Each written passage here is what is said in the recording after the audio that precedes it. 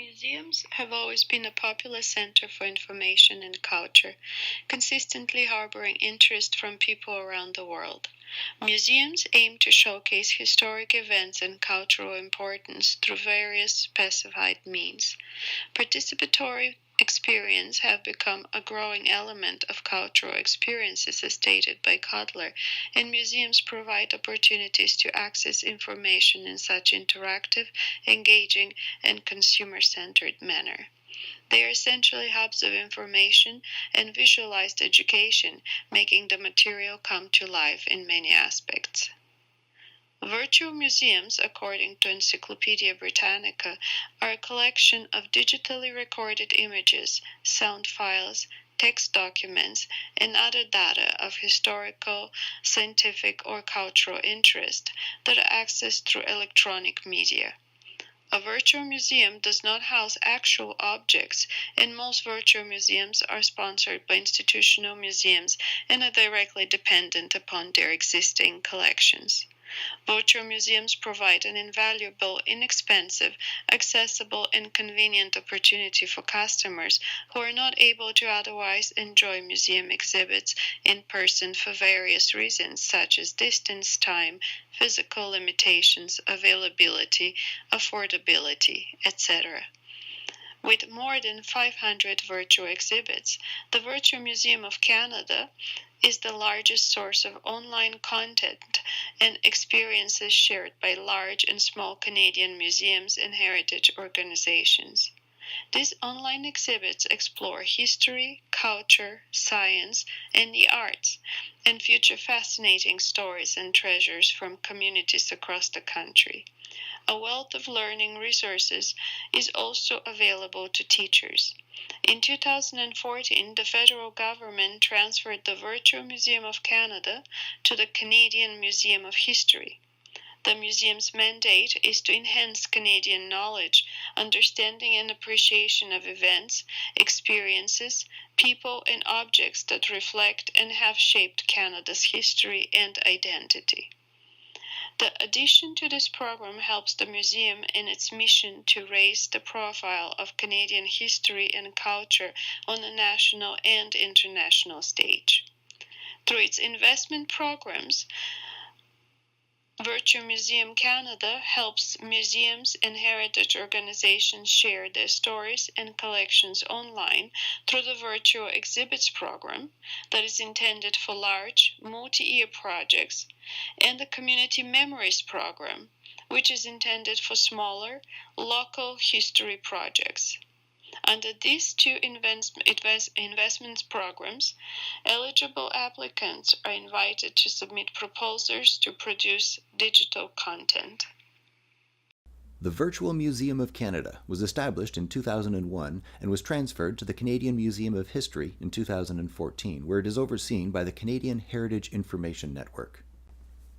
The Virtual Museum acts as an aggregator of Canadiana, allowing various institutions to provide content, including close to 1,600 museums, other government agencies, educational institutions, and the private sector. This can lead to a discontinuity in the look and feel of the various exhibits, each of which is designed and created by sometimes vastly different organizations, each with a different artistic sensibility and varying levels of technical expertise. Most exhibits are hosted by the VMC, although some links in the VMC will actually take you to sites hosted on other servers, which can lead to difficulties returning to the VMC as the hosting site may have no links which can be used to return, forcing the user to repeatedly use the back button in their browser.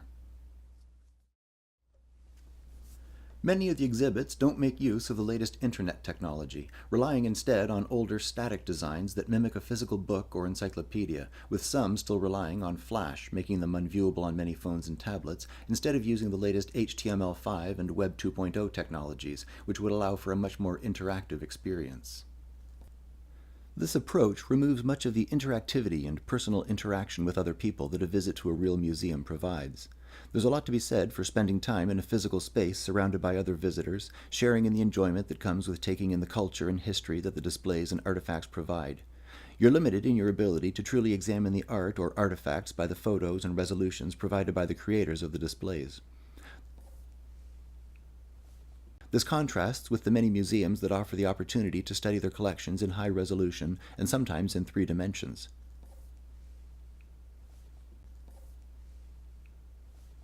A good example is the online availability of high-resolution images of the collection at the Metropolitan Museum of Art, available on their website.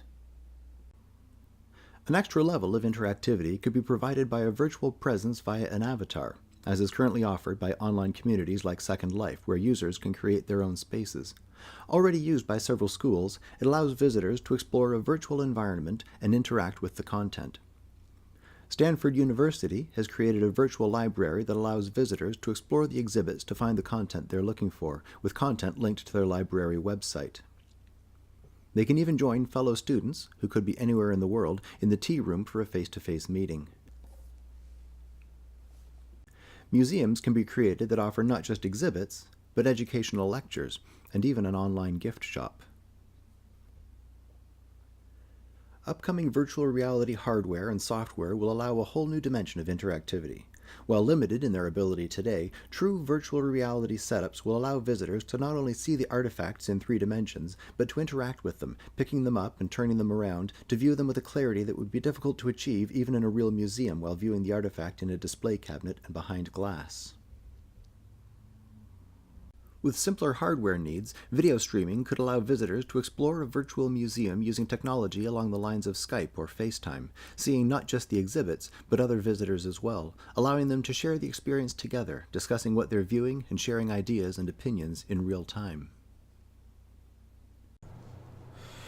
So why don't we have a look at some of the examples of things that we've been talking about up to this point to make it more immersive and culturally diverse. So this is something that I personally worked on using VR technology these days. As you can see, it's just the person's doing more interactions with things. As the person moves, the vehicle in this video in turn reacts to what they're doing in their movements. For a bit more of an in-depth example, we take reference of many YouTubers that have played this game, but specifically I took footage from Mr. Jacksepticeye. He's playing this game, but while this is a game, the premise of reaching for things, he's physically reaching for them, grabbing them with using the controller. These things really just help add another level. So as you saw he did with that pack of hot dogs, just imagine that as being an artifact instead, where he grabbed it, looked at it, turned it around, and really interacted with it more. While I have to admit that VR technology is a little bit out of range for most people due to just the natural expense of something like this, it's not out of possibilities. Just imagine walking around a small space, grabbing things, interacting, and looking at them. It would add a whole nother level compared to what we're at right now. However, why don't we have a look at something that's a bit more modern and doable today? So I took this footage courtesy of a YouTube channel known as Game Theory. They did this 2-part series where they went to Japan and just talking about the culture there, exploring it, and things like that. But what they did is when they went, they brought a 3D camera with them, and in order to let people explore while they were talking about whatever they wanted to talk about. So here's an example of something, what I was talking about, what they did. They are in front of the shrine and they're talking about the history and the lore behind the shrine. But as you can see, they used the technology to pop up little pictures of the things that they were looking at and that they were talking about. They're talking about the culture of these two, of the shrine and those 2 gods on each end. I've muted the audio in this example. But another cool thing that they did was just this, walking through a busy street, talking about the history and the culture and things going on around them. The person is free to look around while listening to what they're talking about. So if we're to just apply this in a museum concept, if someone had done this in, a local museum, people would be able to click on it and then watch and look around as someone was physically, having walked around at some point.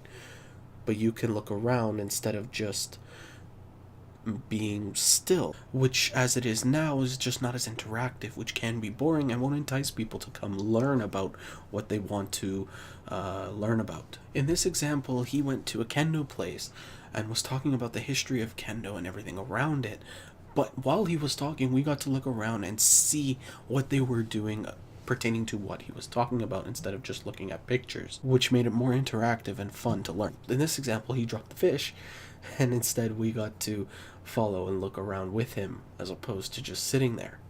And in this little clip here, there's another example of just they're talking and then they're providing extra just information about what the two people there are sitting and talking about. Imagine putting this in the context of the museum, where you're looking at an item and then this text box kind of pops up, giving a more in-depth explanation about the item itself. It's definitely more interesting than clicking on a picture and then scrolling through, a big wall of text while looking at the picture. Overall, if we added some sort of technology similar to this stuff into that Virtual Museum of Canada, we can achieve two things. One is we can just make learning about the different cultures more interesting. The other thing is it's just going to be more interactive, so people will want to learn, will want to explore, as opposed to as it is now, which is just a little bit harder to digest all the information. In addition to interactions with other museum visitors, virtual tour guides would be a great asset to a virtual museum. Like in traditional museums, they would provide additional information to visitors interested in learning more. They could be present as avatars with which you could interact by clicking on them and selecting a question from a drop-down menu, similar to games such as Sims. In these drop-down interactions, visitors can select from preset questions to ask the tour guides. Another option could be to chat with an expert regarding more specific questions through a virtual museum office. An additional method of creating discussion and participation to create community is to include hashtags with exhibit descriptions. The use of hashtags and social media applications like Instagram provide ways to engage with the content of exhibitions in creative ways. By selecting a photo subject and presenting a hashtag along with its description, visitors reframe and represent the content in new ways. This is an example of an asynchronous model of participation and networking to facilitate discussion. Visitors use social media to engage with exhibitions in rich and varied ways. These practices connect the experiences of museum visitors to a much broader online public. By building on these emerging practices, museums have the chance to enrich visitors' experiences and to extend their reach beyond museum walls. Enhancing interactivity is of crucial importance, since users in it may not feel fully immersed in the information museums offer. Modern technology emergence has involved significant changes in relationships between organizations and the public, moving towards a mutual interaction between museums and their visitors. Museums are now looking to change and update their available tools and resources to better promote mutual interaction, such as this museum in Saudi Arabia. Users are able to browse subjects through various timelines at their leisure. For now, there are some who still focus on the production of information, such as the Roman exhibit at the Royal Ontario Museum. You can see here that the artifacts are behind glass cases with descriptions in the front, not ideal for visitor interaction.